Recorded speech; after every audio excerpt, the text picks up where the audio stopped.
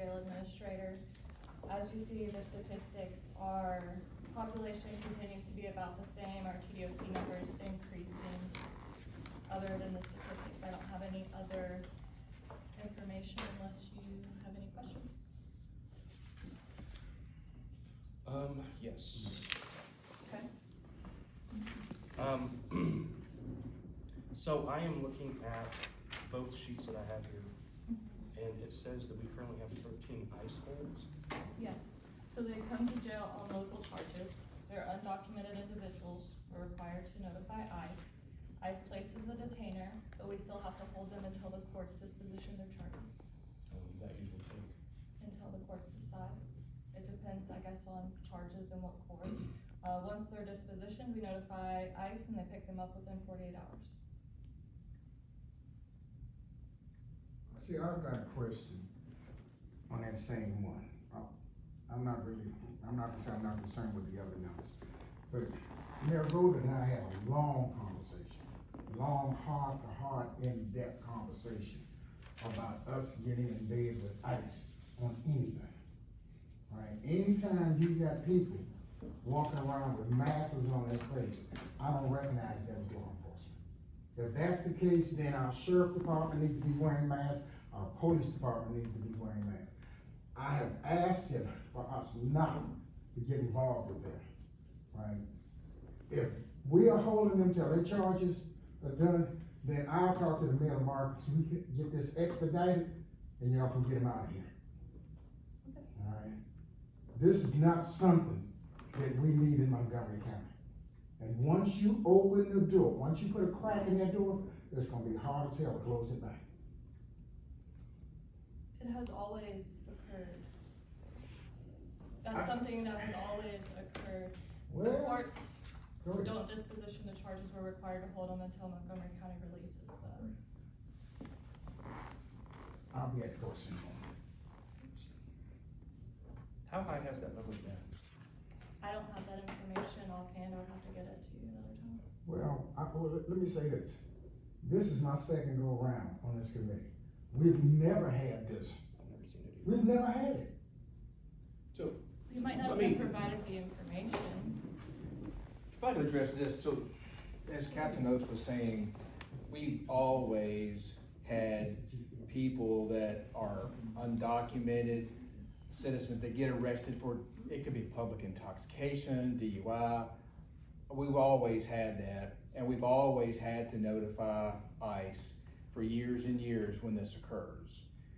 They go through their local charges, and then ICE will either come and pick them up.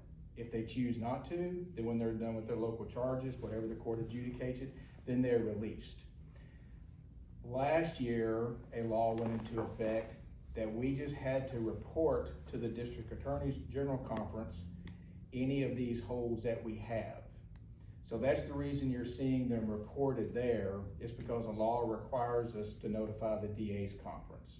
So in effect, nothing has really changed that we've ever done, other than just have to disclose the number of inmates that happen to have ICE holds. I understand what you're saying. So this number, at any time, now I'll just use the last 4 years since I've been on the commission, could have been 1,000 people that we've been holding for ICE. I'm just throwing a number out there. I know it's never been that high, right? So it almost seems like you're hiding something to me, right? You know, and I mean that. I mean, the numbers are right there, we're not hiding anything. Well, from past experience, from when I sat on this commission before, this was never an issue. Never. Well, the law did not go into effect, we just had to report the number until, I'm pretty sure it was last year, and I can get you the statute and provide the committee.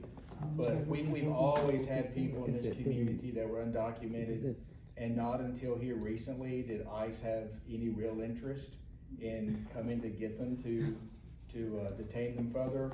We always held them when their charges were adjudicated. ICE had the option to come get them.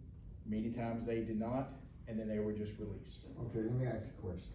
I'm gonna ask this other question, then we're gonna move on. All right. You said once the case is adjudicated, they come pick them up within 48 hours. Do they come to Montgomery County masked up like they do everywhere else? Be honest with me. I don't know what you're asking. when they come to pick up whoever these people are, how do they come?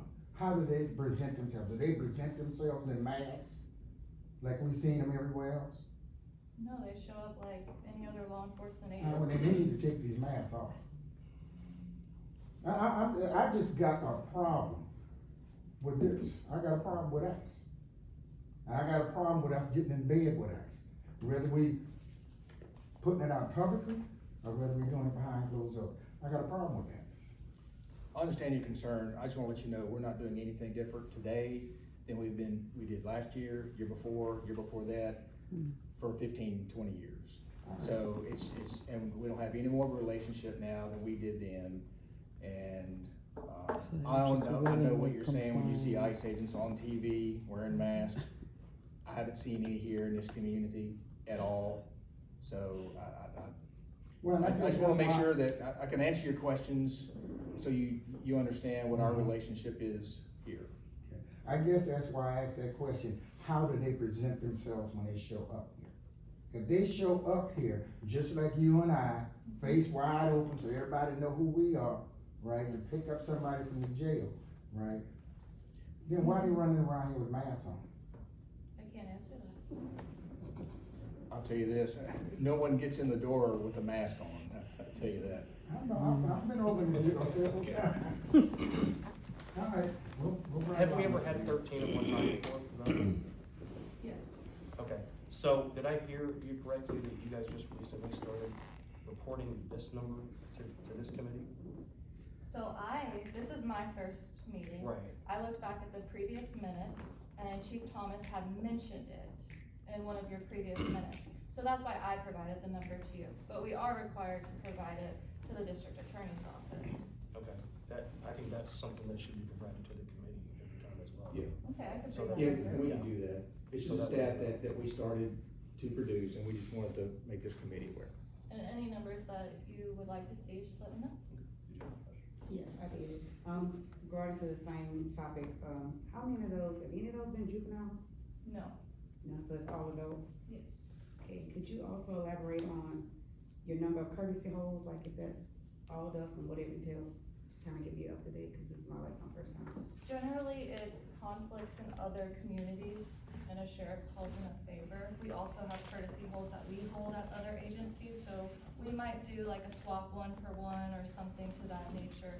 And it could be anywhere from, they might not have 24-hour medical, but they have the same medical as us, so they need our medical to assist the individual and take care of them more. So those are the kind of reasons that we would generally do courtesy holds. And is it like the same thing as the ICE set up 48 hours, or how does that work? No, they come and get them, they take them to their treatments, medical or anything like that, they come and get them and take them to their court, and as soon as they're due to be released, they come and get them and they take them back to their agency and release them from their agency.